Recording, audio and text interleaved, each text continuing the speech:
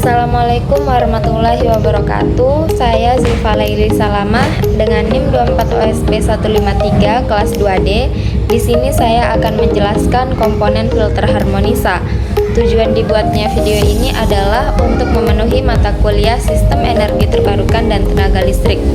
Baik, pada kesempatan kali ini saya akan menjelaskan definisi dari filter harmonisa, gambar filter harmonisa, fungsi beserta cara kerja dari filter harmonisa. Untuk lebih lanjut, simak videonya sebagai berikut. Selanjutnya kita masuk ke definisi filter harmonisa. Apa itu filter harmonisa?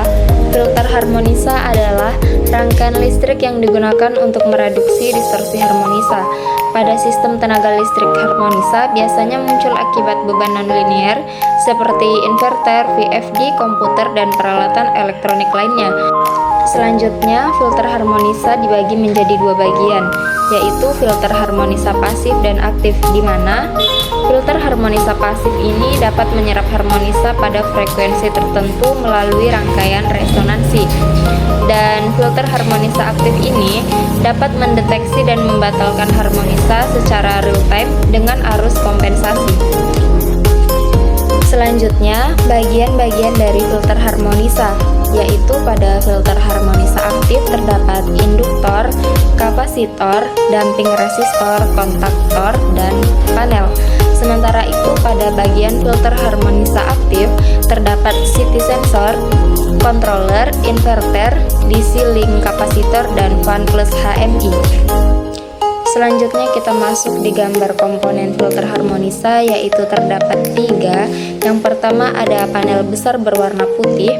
Ini adalah active harmonic filter kapasitas besar yang biasanya dipasang di ruang panel industri.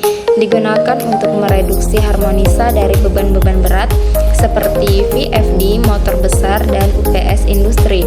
Yang kedua yaitu unit menengah warna hitam yang berdiri, versi medium size AHF untuk beban menengah. Dan yang ketiga, unit kecil warna hitam tidur, yaitu versi rack mount untuk panel yang lebih kecil atau sistem elektronik. Fungsi perangkat digambar yaitu menurunkan THD atau Total Harmonic Distortion, menghasilkan arus kompensasi anti harmonisa, dan menjaga bentuk gelombang agar tetap sinus murni.